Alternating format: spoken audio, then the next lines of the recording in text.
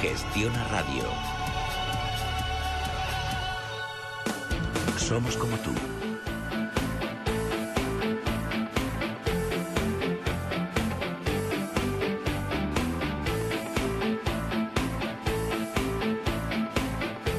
De la mañana, 13 minutos, las 7:13 en las Islas Canarias. Abrimos nuestra reunión de primera hora hoy con Ricardo Ruiz de la Serna, abogado, asesor de empresas. ¿Qué tal, Ricardo? Muy buenos días, ¿cómo estamos? Buenos días, Arturo. ¿Qué tal todo?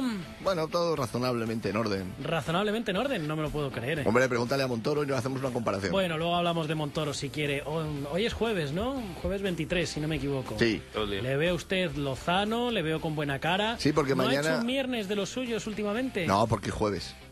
Hoy es jueves. Claro, pero normalmente si me tocara usted lo hace mañana, los miércoles. si me tocara mañana, te diría, mira, Arturo, no sé yo qué decirte, pero hoy es jueves. No, lo digo porque últimamente los jueves también Es verdad que ha habido onda expansiva algún miércoles. Ha habido... Menos mal que lo reconoce. No, pero me estaba fallando la memoria, como Aznar.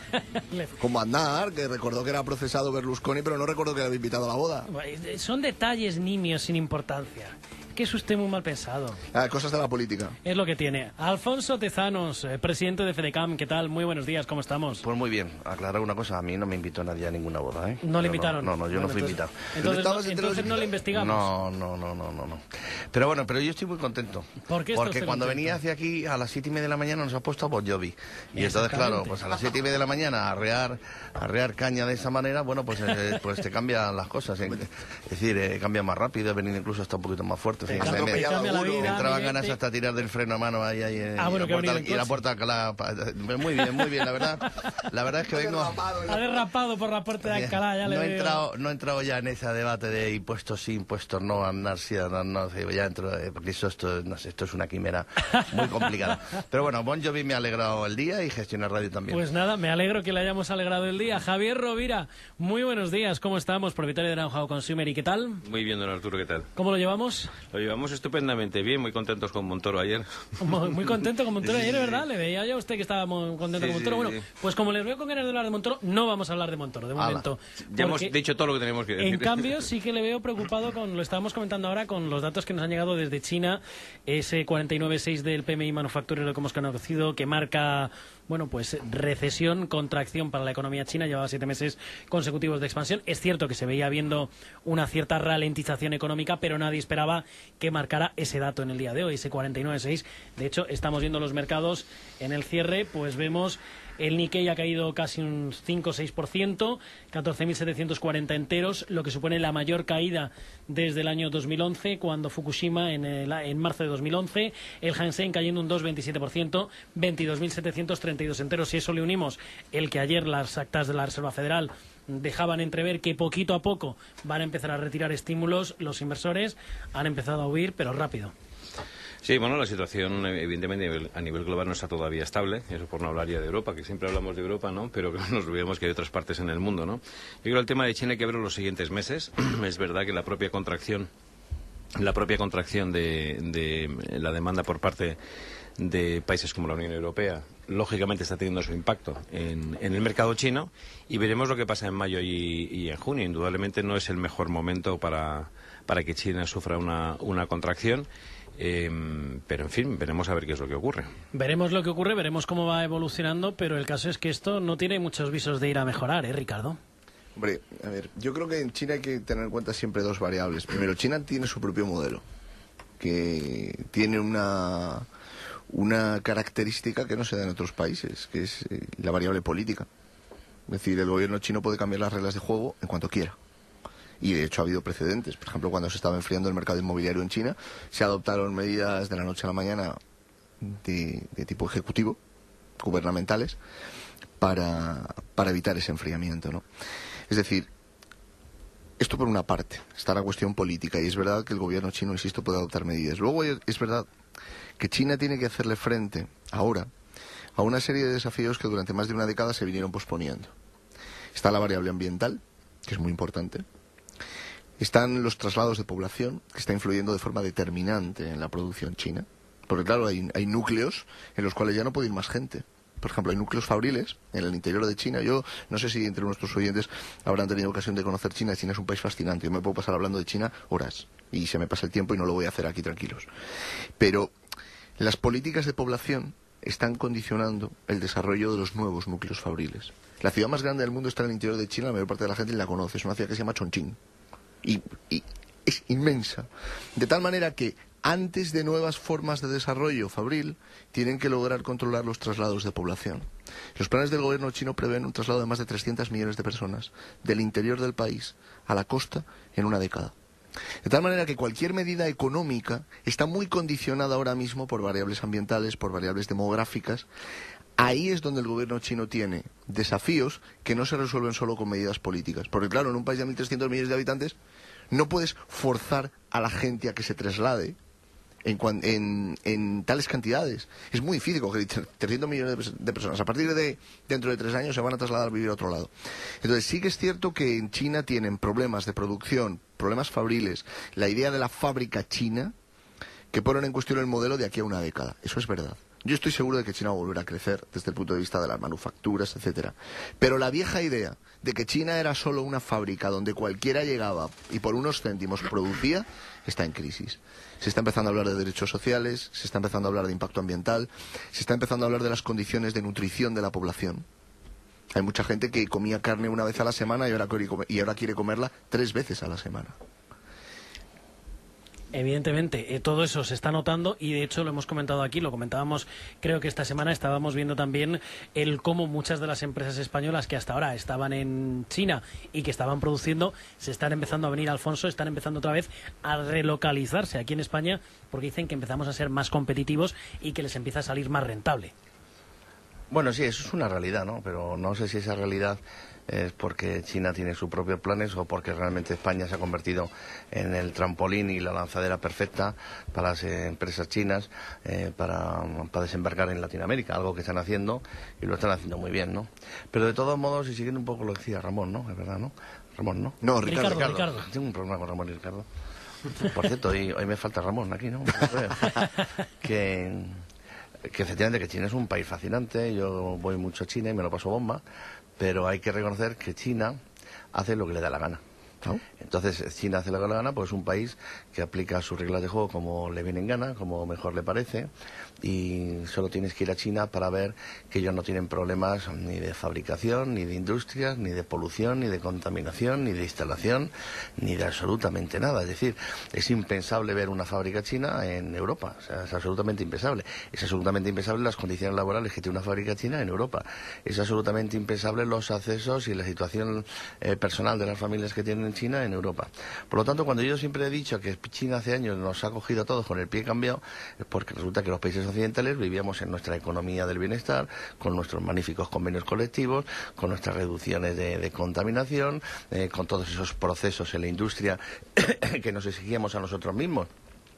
Una cantidad de limitaciones y de condiciones que, por supuesto, elevaban sustancialmente los costos de producción de cualquier cosa que hacíamos, y sin embargo en China y básicamente en los países asiáticos, pues todo eso pues no solamente es que no lo han cumplido, sino que lo llevan incumpliendo permanentemente, y eso lo que supone es que no es que sean competitivos porque sean más listos ni mejores, sino sencillamente porque todos esos condicionamientos que supone tener una industria en un país, ellos no lo tienen. Por lo tanto, hay que contaminar, pues se contamina. Hay que filtrar, no se filtra. Hay que pagar más, no se paga. Hay que tener más a menos cero, no, todo lo contrario, se paga más. Hay que poner mascarillas, no se ponen mascarillas. Hay que subir los andamios con arneses, sin arneses. Es decir, que eso da un poco lo mismo.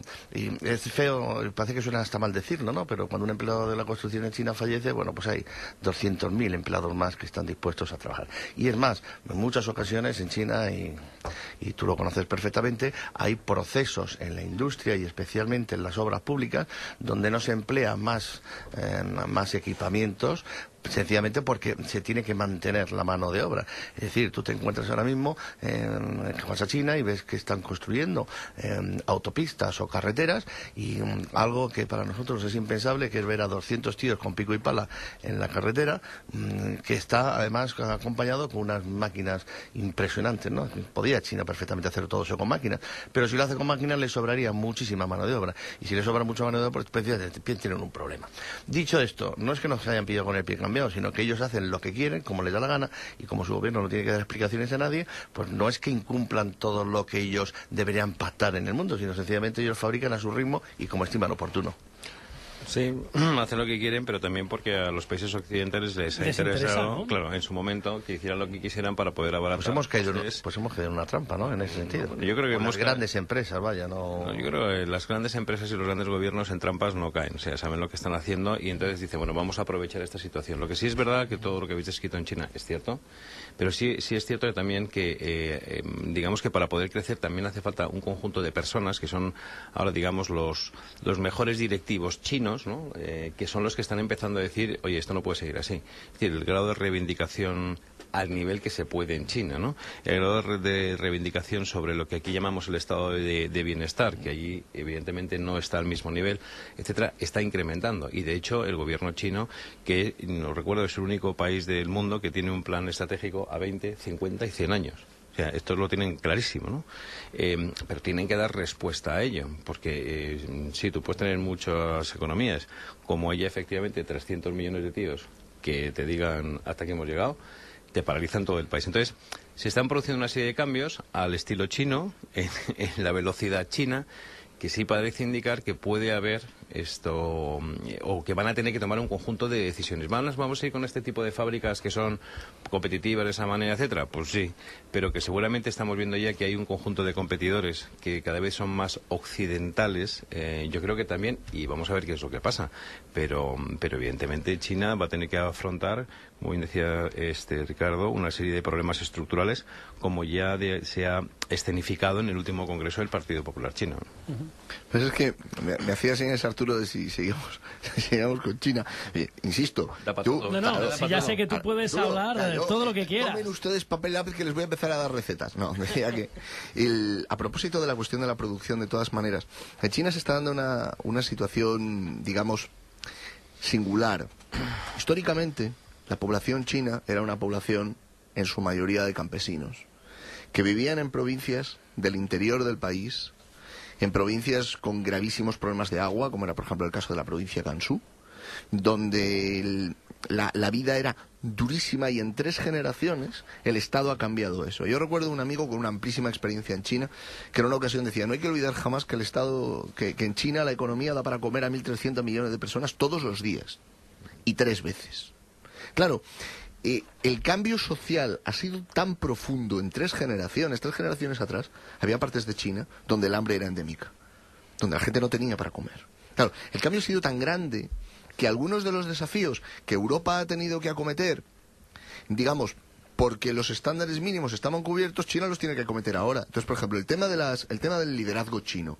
Es verdad que cada vez hay más empresarios que dicen, oye, pero hay ciertos mínimos que hay que darles a los propios trabajadores porque si no se van a terminar sublevando. Porque si no va a llegar un momento en el que en el interior del país los disturbios en China no van a venir en las grandes ciudades costeras que nuestros oyentes pueden conocer. No van a venir en Shanghai, en Guangdong, Shenzhen, en Pekín. No. ¿En el interior? Claro, en Chengdu. No. Los disturbios se van a producir en los lugares donde realmente la vida sigue siendo muy dura, donde la gente ya tiene cierto nivel que ya no pasa hambre, que tiene las necesidades mínimas de salud cubiertas, que por ejemplo se puede jubilar en torno a los 56 o 58 años y porque ha logrado cotizar un poquito, pero que todavía no tiene un nivel muy elevado de desarrollo.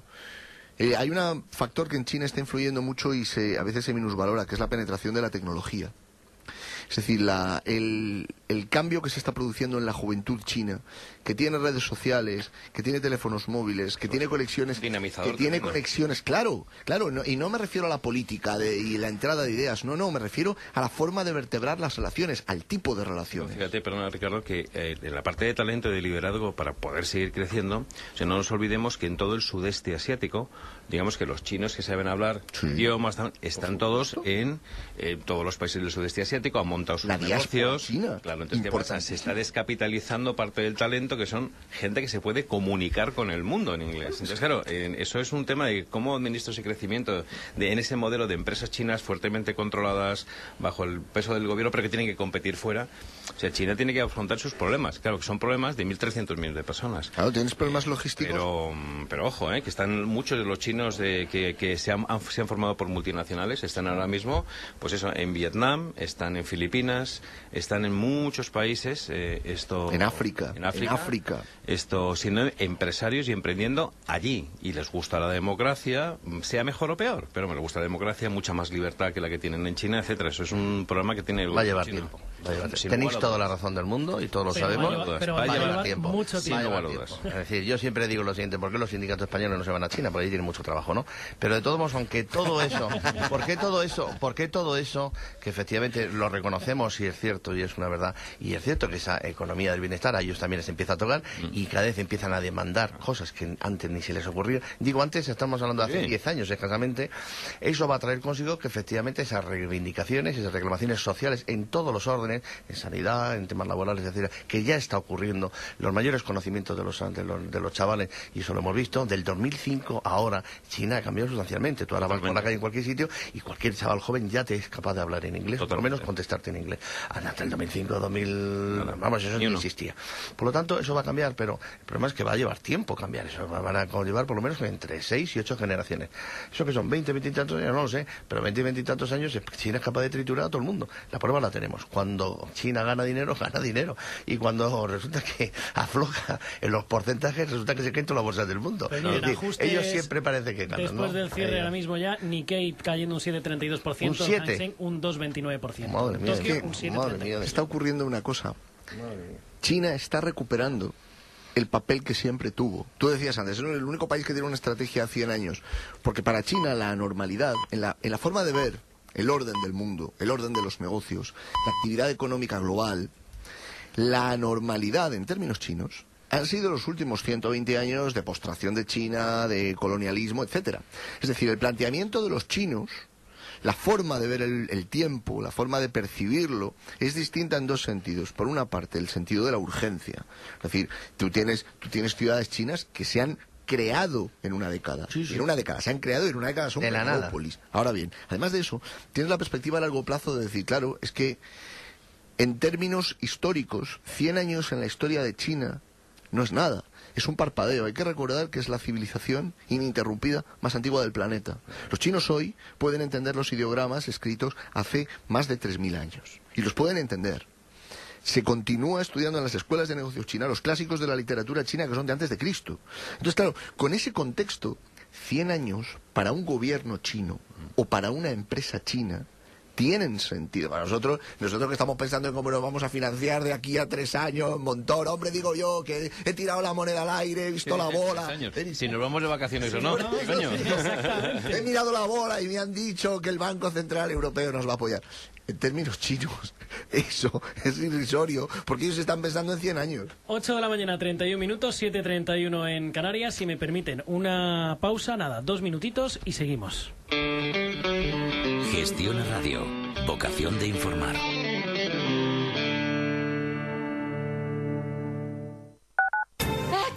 Hija, estás así todo el día. ¿Qué te pasa? Debo tener las defensas por los suelos. Salgo de una y ya estoy en otra. Cuando no son las gripes, son las alergias. ¿No conoces Inmunoplus? ¿Inmuno qué? Inmunoplus. Es un potente producto de Mundo Natural que actúa sobre el sistema inmunitario, aumentando las defensas. Lo encontrarás en herbolarios y para farmacias.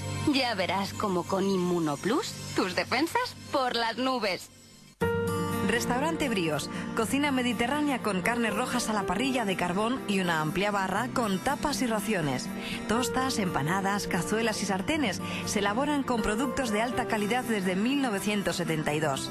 Y en temporada disfrute de nuestra amplia terraza. Calle Concha Espina 4, frente al Estadio Santiago Bernabéu. Teléfono 91 564 72 48. Una recomendación del programa gastronómico Mesa y Descanso. Descubra con Goldbridge el alquiler inteligente. Acceda a vehículos premium grandes y pequeños con un precio nunca visto. Un Fiat 500 por menos de 500 euros, o un Alfa Giulietta, o un Alfa Mito, y las últimas novedades: Range Rover Evoque, Mercedes CQP o Audi A1. Visite gold-bridge.com o llámenos al 91 345 39 51. Promoción válida hasta fin de existencias. Restaurante Nuevo Hotel. Cocina de mercado con carta de picoteo y una amplia selección de mariscos, junto a guisos, arroces, pescados de anzuelo y carnes rojas. Ambiente elegante y cosmopolita en pleno barrio de Salamanca. Calle Claudio Cuello 71. Teléfono 91 431 67 70. Una recomendación del programa gastronómico Mesa y Descanso. Primera hora. 360 grados de información. De 7 a 12 de la mañana en Gestiona Radio. 8 de la mañana, 33 minutos, 7:33 en Canarias. Buen repaso le hemos dado a la economía china y al futuro de la economía china, pero tenemos que ocuparnos ahora de lo más cercano, porque sé que Ricardo quería hablar de su amigo, de Cristóbal. Ya me has amargado la mañana. Con su bola y estas cositas. Escuchen lo que decía ayer respondiendo a José María Aznar cuando le decía que había que bajar impuestos. Estaría encantado de promover a la Cámara y a la sociedad española que bajemos impuestos ya, pero no hay margen. Y los que añoramos, yo soy el primero, tiempos en los que yo traía a esta Cámara bajada de impuestos, eran tiempos en donde la economía crecía el 4%. Las añoranzas melancólicas me las dejo para otro día. Las añoranzas melancólicas, dice Montoro, me las dejo para otro día. ¿Qué hacemos? ¿Bajamos los impuestos o no? Porque se ha abierto todo un debate sobre si hay espacio o no hay espacio para bajar los impuestos. Hay quien dice que sí, que es el momento más adecuado para hacerlo. De hecho, José Villacís nos lo decía a eso de las 8 menos 20 de la mañana. Decía, no, es momento de bajar los impuestos, y sin embargo, otros como Montoro dicen, no, oiga, es que no tenemos hueco ahora mismo, lo que hay que hacer es mantener esta política impositiva en estos momentos. Yo me compré una mochila para irme a China. No, mira, Arturo, yo creo que hay tres cosas hay tres cosas muy rescatables de lo que ha dicho Montoro. La primera de ellas es que lo ha razonado, y esto me parece bueno. Es decir, él ha explicado por qué la bajada de impuestos no la ve. Yo creo que hay una segunda cosa también muy destacable y positiva, que es que él ha reconocido que el gobierno está haciendo cosas contra su voluntad. Bien. Y a mí esto me parece bien. Me parece bien que él diga que como planteamiento ideológico bajar los impuestos es mejor que subirlos. Me parece bueno. Pero yo creo que hay un tercer elemento que es materia de debate, que es esta de que no hay margen. Es verdad que no habría margen, o podemos entender que no hay margen, si entendemos que el gasto público actualmente es un gasto fundamentalmente de servicios al ciudadano. Pero nos encontramos con que, paralelamente, una de las grandes reformas que quedan por acometer en España es la reforma de la administración, que tiene una incidencia directa en el gasto público. Entonces, en España hay dos grandes partidas que es verdad que son de servicios públicos, que son educación y sanidad. Hay otra partida que tiene o debería tener cierta importancia, que es la inversión pública. Vale, aunque la inversión pública, curiosamente, le han pegado un tajo que la han herido de muerte, y ahí sí que podíamos discutir si los ciudadanos no estaríamos más dispuestos a seguir pagando impuestos para inversión pública en lugar de seguir pagando impuestos para otros gastos que son superfluos. Y ahí es donde yo creo que está el verdadero debate. No es hoy cuando yo voy a ser más crítico con Montoro, así como a mí me parece que lo de amagar y amenazar a la gente con que tengo información tributaria y los periodistas y no sé qué, me parece que todas esas cosas están completamente fuera de lugar en un ministro. Creo que el debate que él planteaba ayer es un debate que sí se debe aceptar, y hay que entender también las razones del gobierno, pero lo que a mí más me preocupa de todo es esta idea de continuar rescatando al sector público a costa del sector privado. Porque a costa del sector privado en España es un sector de pymes. Alfonso, pues vosotros lo conocéis también como yo, o incluso mejor que yo. Es un sector de pymes. Es decir, es un sector donde a la clase media más no la puedes apretar. Bueno, siempre decimos, no se la puede apretar más, y se la puede apretar más, y se la aprieta más, y al final ya acaba sacando la lengua y alquilándola para pegarse ellos. Pero la verdad es que sí me parece que ayer estuvo bien lo que dijo, en el sentido de abrir un debate, aunque yo no estoy de acuerdo en que no haya margen. Yo estoy de acuerdo con el profesor Villacís, ¿no? Yo creo que sí habría margen para bajar. Alfonso, clase media, pymes, ¿se les puede apretar un poco más o no? A la clase media. Y a las pymes. Ya, pero sí, Pregunto, por supuesto, si no, apretar no se les puede apretar más, pero lo cierto es que se nos aprieta. Pero no se nos aprieta con estos impuestos directos que todos conocemos, el IRPF, el IVA, impuestos sobre sociedades. Cuando digo directos, es decir, los que nos afecta directamente. El problema es que el sistema político, el sistema de la administración, ha puesto en marcha un sinfín de mecanismos que lo que hace es apretarnos en todos los sitios. Desde la hora que pagamos en los vehículos en cualquier pueblo de Madrid o de cualquier pueblo de España, hasta cualquier tasa absolutamente ridícula. Las licencias para hacer absolutamente de todo. Y luego el sinfín permanente de multas que se ponen y se imponen desde todos los sitios, desde todos los órganos, desde los órganos administrativos, de los órganos policiales, los órganos judiciales. La administración sencillamente se ha vuelto absolutamente voraz y recaudadora. Y no en esos impuestos que conocemos, que no sé si los pueden subir o bajar, que eso será un debate que si quieren lo hablamos. De momento lo que tenemos ahora mismo es una presión permanente en todo, del impuesto de bienes públicos, el alcantarillado, la tasa de basura, el impuesto por respirar, el impuesto por tener una radio, un coche, una moto, por contaminar, por hacer absolutamente de todo. Y es más, el aparato coercitivo y sancionador de todas las administraciones, de todas, es decir, desde la administración central, diputaciones, ayuntamientos y comunidades autónomas, va a saco, va absolutamente a saco. Es decir, ahí no nos perdonan nada. Por lo tanto, si nos pueden presionar más, hombre, yo creo que ya no se nos puede presionar más, porque tampoco hay mucho más de dónde sacar. El problema es que ya te lo sacan del día a día. Es decir, cuando te llegan las multas a casa y te llegan todo tipo de sanciones a casa, y cuando te llegan un impuesto de bienes inmuebles de una casita que tiene no sé qué pueblo, que te ha subido un 700%, es que eso es la muerte dulce como en el MUS. Sí, que es así, es la muerte dulce como en el MUS. Y entonces al final alguien está reclamando por decir, hay que decir órdago. Bueno, pues no se habrá que decir órdago, pero está claro que esto es la muerte dulce como en el MUS. No tenemos ya más margen de maniobra. Ninguno, ni los empresarios, ni los autónomos, ni las familias corrientes y molientes. Jesús, esto le ha gustado, que a los dos. Luego hablamos de política, si queréis. No, yo creo que no solamente es, efectivamente, sanidad, educación, también es desempleo, pensiones y pago de deuda, que es que el pago de la deuda es la segunda partida del presupuesto. Vale, pero es que algo que la gente ya ha pagado. O sea, quiero decir, las prestaciones son algo por lo que la gente previamente ha cotizado. Sí, pero todos los años tras. Pero bueno, independientemente pero el gobierno de eso, no te da nada. Para poder bajar impuestos, primero tienes que tener, yo creo que hay que tener una cierta claridad en una serie de historias, ¿no? Por no hablar ahora otra vez de qué pasa con los bancos, ¿no? Por ejemplo, en el famoso tema de vamos a dotar como morosos todos los créditos, etcétera, ¿no?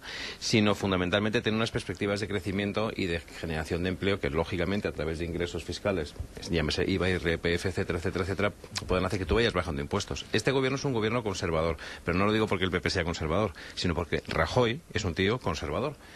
Y no va a tomar ninguna decisión que luego tenga que dar marcha atrás en este sentido. Yo creo que eso es así. Montoro lo ha explicado muy bien, efectivamente, pero una de dos, cuando tú tengas tu sistema financiero bien claro, porque estamos otra vez teniendo dudas sobre el tema. Segundo, se aborde efectivamente el tema de las administraciones de una vez por todas. Se siguen creando ahora, se va a crear ahora el centro de inteligencia, el centro ¿no? de inteligencia, de protección a la empresa en el extranjero. ¿Cuántos organismos no hay en España que se ocupen teóricamente de eso? Pues hay por lo menos 18 o 20, ¿no? Los centrales, los autonómicos, etcétera. Estamos otra vez generando otra sobreestructura. Entonces, cuando haya claridad de todo eso, yo estoy convencido que los van a bajar, porque no hay nada mejor que decirle a la gente, mira qué bien que bajan los impuestos. Que este sea el momento o sea el año que viene, no tengo la menor idea, pero este gobierno no va a dar un paso en falso en ese sentido. O sea, prefiere seguir subiendo los impuestos a tener que recular después con todo lo que implique, o sea, que pueda venir hecho desde Bruselas, ¿no? Incluso con lo cual, a costa complicado. de la imagen que en teoría le está costando en estos ¿Más? momentos. Pues ya está, ya la tiene. Nos acabáis de amargar la mañana a Tezano y a mí, ¿estaréis contentos? Bueno, pues, os voy a lanzar una maldición en chino. Vamos a ver lo que dice José Carlos Díez, economista, autor del libro Hay vida después de la crisis. ¿Qué tal, José Carlos? ¿Cómo estás? Muy buenos días. Buenos días. ¿Hay margen para bajar los impuestos como reclamaba Aznar o no hay margen, como dice Montoro? Porque hoy se ha abierto ese debate entre uno y otro. ¿Dónde nos colocamos? Bueno, yo lo que pongo en el libro es que hay margen todavía para subir, no a las familias y a los oyentes de Gestión a Radio. Yo creo que los que pagamos impuestos en España ya estamos en unos tipos promedio europeo y razonables, el IVA y el IRPF. España es un paraíso fiscal para grandes empresas. Hay grandes empresas pagando tipos por debajo del 5%. Entonces, bueno, yo creo que por primera vez el ministro Montoro ha sido honesto, ha dicho, me gustaría bajar los impuestos, pero no puedo, ¿no? Antes de llegar al gobierno decía la misma chorrada que el presidente Aznar y bueno, en un plato de televisión todo cabe, ¿no? Pero es que no hay dinero en la caja, ¿no? Dijo otra cosa muy interesante: no bajaremos los impuestos hasta que no haya dinero en la caja, por lo tanto van por la línea conservadora y prudente. La prudencia estaba en el libro de la ética de Aristóteles como una virtud explícita. Yo creo que en una crisis de deuda hay que ser... Y luego habló de esto, ahí citó el modelo alemán. En Alemania y en Estados Unidos hay un tipo mínimo del impuesto de sociedades. Da igual las desgravaciones, ninguna empresa puede pagar menos del 15%. Yo creo que eso podría levantar 4 o 5 mil millones de euros. Y luego, bueno, Italia, con tipos marginales parecidos a los nuestros, recauda 11 puntos de PIB más que nosotros. Entonces ellos tienen una policía fiscal, persiguen el delito, el fraude fiscal, y yo creo que hay que hacer más solidario el pago de impuestos. No podemos pagar solo los que tenemos una nómina, ¿no? Evidentemente, esa es parte de la receta para salir de la crisis que tenemos en estos momentos. Decías que más o menos si aplicamos una serie de recetas, en un año estamos fuera. Bueno, más o menos. Año y medio. El plan es similar al plan Obama de enero del 2009 y ellos tardaron prácticamente 9 meses en salir desde que se empezó a implementar.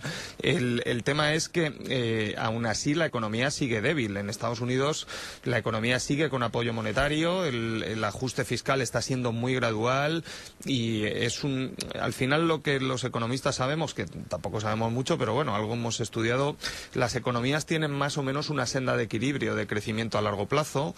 Lo que hace una depresión o una recesión de esta magnitud es sacarte de la senda y tardas mucho tiempo en volver. Estados Unidos todavía no ha vuelto a la senda y todavía tiene riesgo de recaída, pero bueno, ellos por lo menos están en el camino de volver. Los europeos estamos totalmente esquizofrénicos y seguimos excavando y alejándonos de la senda, ¿no? De hecho, estamos viendo ahora mismo, ayer las actas de la FED dejaban entrever que a lo mejor tenemos una retirada de estímulos a partir del próximo mes.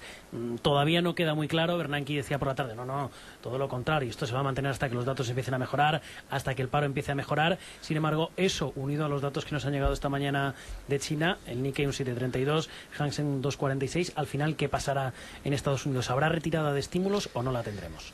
Bueno, la Reserva Federal ha cambiado su variable objetivo para seguir la política monetaria de la inflación a la tasa de desempleo. Han dicho explícitamente que hasta que la tasa de paro no baje al 6,5%, ellos no están en estrategia de salida.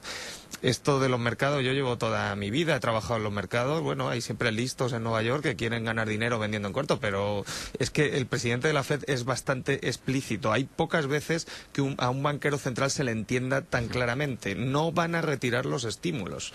Lo de Japón, yo creo que es una bolsa que ha subido un 90% desde octubre, que anunciaron la compra de activos. Yo creo que ya le tocaba, ¿no? Si cae un 30 o un 40, pues es saludable, ¿no? El problema es que tú haces una intervención para proteger la tasa de paro y la economía real, y los mercados siguen teniendo dinámicas absolutamente especulativas y alejadas de la realidad. Entonces yo creo que hay que hacer la intervención que yo hago, y en los primeros capítulos hay que regular mejor esta locura que hemos hecho de los mercados globales, donde, por ejemplo... El mercado no se regula por sí solo.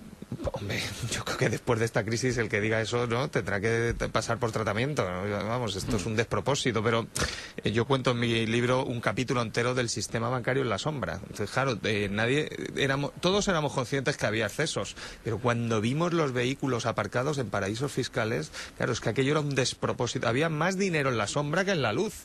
Los bancos internacionales ganaban más dinero en la sombra que en la luz. Entonces, claro, esto al final tiene que tener un sentido.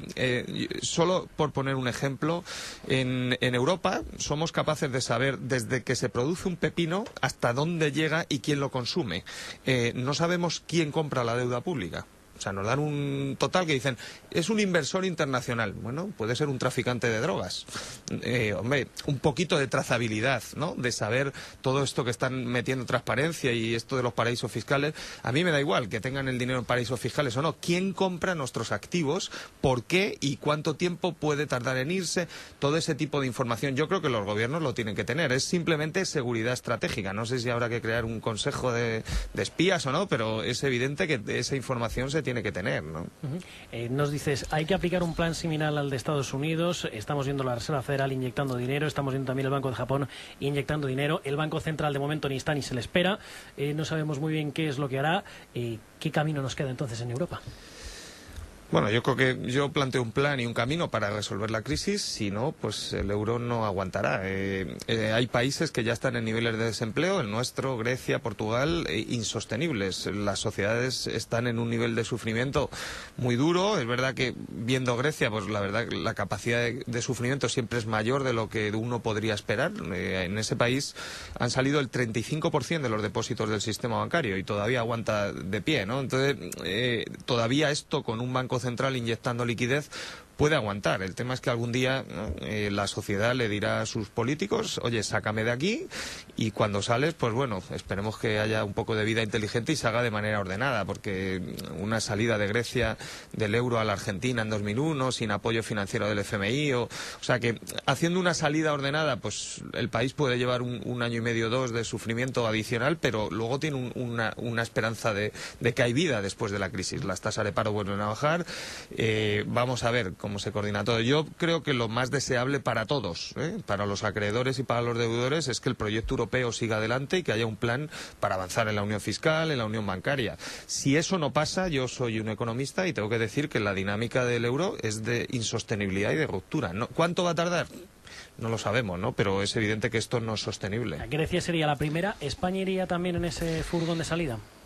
Bueno, al final esto es una decisión política, lo toma el gobierno y la sociedad. Yo creo que para España, esto te lo dicen en América Latina, en estas cosas no hay que ser ni el primero ni el último. España podría aguantar incluso la salida de Grecia, de Chipre, son países con los que no tenemos ningún tipo de relación, ni comercial ni financiera. El tema es el contagio, y para España lo que sí es evidente que no puede soportar es una salida del euro de Portugal o de Italia. Portugal es un país a 4 horas de camión. Si Portugal se va y devalúa un 60, un 70%, España perdería toda su industria próxima a la frontera de Portugal. Eso no hay país que lo soporte, ¿no? O sea que yo creo que estamos en el euro, entramos con todos y tendremos que ver, ¿no? Como ha dicho antes un contertulio, pues el señor Rajoy no es que sea conservador, es que le tarda meses en tomar decisiones. No parece, ¿no? O sea, uno cuando escribe un libro de estos y plantea una solución para una crisis de deuda, está pensando en una película épica y algo así como de acción. No sé si yo no pondría a Rajoy de protagonista de mi película épica, ¿no? ¿Y a quién pondríamos de protagonista? Bueno, pues tienes que buscar... A Legolas, por ejemplo, algunos de estos, ¿no? Tienes que buscar héroes, ¿no? Tampoco pondría a Angela Merkel. El señor Hollande llegó bien, ¿no? Tuvo aquella aparición en los Campos Elíseos. Se nos ha ido aflojando un poquito. Tremendo, duró un mes, avanzando la película, duró un mes, ¿no? Pero bueno, salió en los Campos Elíseos en la toma de posesión, se mojó, fue sin abrigo y parecía, ¿no? Pero le duró a Merkel un mes, ¿no? Y ese es el problema de Europa. Yo creo que Estados Unidos tiene un héroe, se llama Barack Obama, tienen a Bernanke, gente que se ha enfrentado, ¿no?, a críticas durísimas. El movimiento neocon en Estados Unidos sigue siendo muy duro, tiene el Wall Street Journal y periódicos de mucha influencia. En Europa el problema es que estamos gobernados por los neocon, entonces es más complicado de resolver, ¿no? Alfonso. Bueno, yo no sé quiénes son los neocon, pero escucha, haciendo un símil de esto de películas. Esto me recuerda a aquella película famosa de terror que se llama Poltergeist. ¿Os acordáis? Aquella niña que se quedó mirando la tele y de repente ¡bum!, desapareció el cementerio. Y todo el mundo decía, vuelve la luz, vuelve la luz. Como tú hablabas de las luces y las sombras, esa yo creo que es quizá con lo que me quedo de todo lo que has dicho. Todo muy interesante, pero probablemente para mí lo más interesante y más importante es eso. No puede ser que haya una economía en la sombra y una mucho más pequeña en la luz, porque si eso es, no nos engañemos, eso es consentido, permitido por aquellos que gobiernan. Es decir, los gobernantes, que son los que tienen capacidad no solamente de legislar, sino de ejecutar, no pueden permitir que existan esos grandes patrimonios, esas grandes actividades empresariales en la sombra, porque las sombras las conocemos todos, todo el mundo sabemos dónde están esas sombras, y por supuesto los políticos lo saben. Otra cosa es que ahora, y apuntando este tema de los neocon, no sé si los neocon son los que mandan o no mandan. El problema es que mucho me temo que a veces sobre los políticos mandan las sombras y no las luces. Pues claro. Entonces, esa es la gran tristeza de todo este asunto. Mientras la clase política y mientras los ciudadanos no seamos capaces de pedirle y exigir el cumplimiento de la clase política, de que no se permitan las sombras, lo que no podemos seguir es permitiendo que encima nos castiguen nosotros, que somos los pobres infelices de esa senda que, como tú decías, es una senda que nos hemos salido, hemos entrado, esto suena a la famosa senda de todos los pueblos de Madrid, de España, que hay una senda de los elefantes, que todos salen trompas. Bueno, pues aquí es que no salen trompas, aquí es que salimos muertos. De esa senda, o volvemos inmediatamente, y se vuelve con disciplina, con rigor, y sobre todo, con una clase política que sea capaz de ejecutar, y no esté sometida a esto, no sé si son neocon, o el reverso tenebroso, o las sombras, no tengo ni la menor idea, o lo que sí que es cierto es que vivimos actualmente en un mundo que está gobernado, no sé si por decir desalmado, o por una gente, por unas personas, o por unos por unas empresas, no sé cómo decirlo, que nos llevan por un camino muy complicado. Si es que las sombras se tragan absolutamente todo lo que sea capaz, todo el dinero que sea capaz de fabricar el Banco Central Europeo, la Reserva Federal Alemana y hasta todo el mundo. Porque cuanto más dinero hay en el mercado, estas empresas o estas sombras que todos hablamos, paraísos fiscales, etcétera, etcétera, lo que hacen es aprovecharse de esas situaciones, mueven las bolsas a su antojo, las suben y las bajan, etcétera, etcétera, y al final resulta que todo va al mismo sitio. El empobrecimiento es general y luego la clase media y todos los que trabajamos y todos los que somos pequeños y medianos empresarios, ya estoy hablando de medianos, ya no estoy hablando, pero desde luego lo que está claro es que cada día nos vemos más empobrecidos y además con un sistema mucho más complicado de salir adelante. ¿Qué papel, José Carlos, juegan ahora mismo los ciudadanos en todo esto? Hombre, son los protagonistas, esto es una democracia. Yo creo que al final el señor Mariano Rajoy ha llegado al gobierno con el apoyo mayoritario de los españoles, entonces ahora tiene un mandato. ¿Tenemos lo que nos merecemos o lo que hemos querido? Bueno, no lo sé. No, yo creo que esas frases así hechas, al final en una democracia es una democracia un poco limitada, porque solo puedes elegir entre dos, o entre tres, o entre cuatro, ¿no? No es una opción de que vayas a un hipermercado y tengas todo el abanico de productos para elegir, ¿no? Pero yo creo que esto es una crisis de deuda privada. Angela Merkel no es la culpable de la crisis. Fueron sus bancos y sus fondos de pensiones los que trajeron el dinero aquí. Nosotros nos emborrachamos voluntariamente. Tú puedes ir a una discoteca, pero tú eres el responsable de beber el alcohol y montamos una burbuja inmobiliaria y de crédito brutal. Entonces, cuando llega la crisis, el sector privado se asusta, no tiene capacidad de cooperar y coordinar entre ellos la solución y entran los gobiernos. Yo lo que le critico a los gobiernos y especialmente a la señora Merkel es que ella, que es la jefa de los bomberos, está siendo muy ineficaz en apagar el incendio, pero ella no provocó el incendio. Yo creo que hay que ser claros que hace falta la política para salir de esto y tienen que ser buenos políticos, es lo que yo pido. Entre las medidas para esta salida propones también la reestructuración de hipotecas con riesgo de impago mediante un plan que siente Hacienda por un lado, al banco por el otro, al hipotecado, y a este último se le permita pagar un 35% de lo que gane durante 30 años a un interés del 1,5% y el resto condonado. Con esto estaríamos haciendo una especie de rescate al ciudadano. Y al sistema bancario. Es morosidad encubierta. Ayer salía en El Mundo un informe que se filtraba del Banco de España donde la mora hipotecaria no está en el 3, dicen que está en el 7. Claro, este país va a destruir un 20% de empleo desde el 2007. Entonces es evidente que la mora hipotecaria no se va a quedar en el 3 o en el 7. Puede incluso ser mayor y llegar hasta el 10 o incluso superarlo, ¿no? Lo que yo estoy pidiendo es que eso que es morosidad, que va a suponer más pérdidas para el sistema bancario y quedarse con unas casas que ya no pueden vender porque ya no pueden ni gestionar, que se pare en origen, ¿no? Como en el chapapote, que no llegue a las playas, que las familias se queden en sus casas. Entonces tienen que ser, es un plan que ya hizo Obama en el 2009, lo hizo Roosevelt en el 33, lo hizo Colombia, lo ha hecho Islandia, el Fondo Monetario lo ha recomendado para España, no es un plan que me invente yo, simplemente se sienta el deudor, el banco y Hacienda le mira a los ojos y le dice, no me mientas, dime cuánto ganas al mes, ¿eh?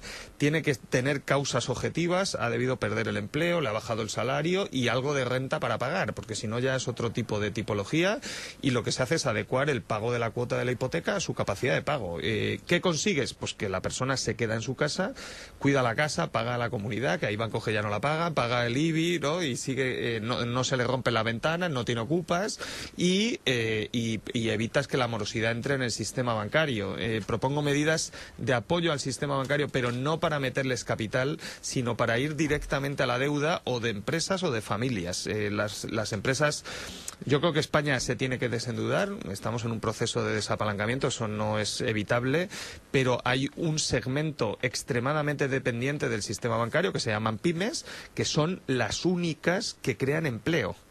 Estamos dando un crédito fiscal y un paraíso fiscal a grandes empresas que no paran de destruir empleo en España.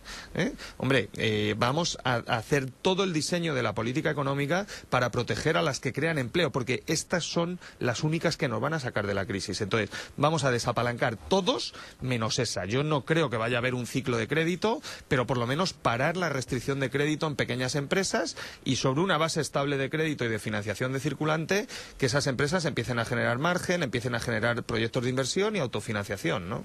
¿Qué cicatrices nos van a quedar cuando salgamos, es decir, cuando tengamos esa vida más allá de la crisis? Bueno, pues la tasa de desempleo y la deuda pública. En deuda pública estamos en el 89% y vamos, si como sigamos a este ritmo llegamos al 115 o 120 rapidito, ¿no? Y esto carga o condiciona el crecimiento económico de décadas. Estamos hablando que durante muchos años tendremos que tener mucho crecimiento y pagar muchos impuestos para devolver la deuda. Y luego yo creo que la principal y la más preocupante para mí en una crisis de deuda es el desempleo y la pobreza. Ya hay 1 millón de personas que llevan 3 años en desempleo sin ningún tipo de prestación. Están con 0 euros de prestación. Entonces, esto es insostenible. Esto es como cuando el colesterol te va comiendo la corteza arterial y al final te pega un infarto. Yo creo que nadie sabe cuándo va a haber un estallido social, pero desde luego el cuadro macroeconómico que presenta el gobierno en Bruselas es insostenible. Esa tasa de paro el año que viene tiene 1 de cada 3 desempleados sin cobrar ningún tipo de prestación. Pues claro, si esto va a aguantar... Lo raro es que esté aguantando tanto. La verdad es que es lo sorprendente, ¿no? José Carlos Díez, economista, autor del libro Hay vida después de la crisis. Gracias por estar con nosotros aquí en Gestiona Radio. Un placer. Un placer. Y gracias también a Ricardo Ruiz de la Serna, a Alfonso Tezanos, a Javier Rovira. Señores, gracias a los tres por estar con nosotros. Buenos días, Arturo. Don Arturo, Hasta gracias. luego. Señores, 2 minutos para llegar a las 9 de la mañana, a las 8 en Canarias. Echamos un vistazo a los mercados. Vamos a ver cómo están las cosas.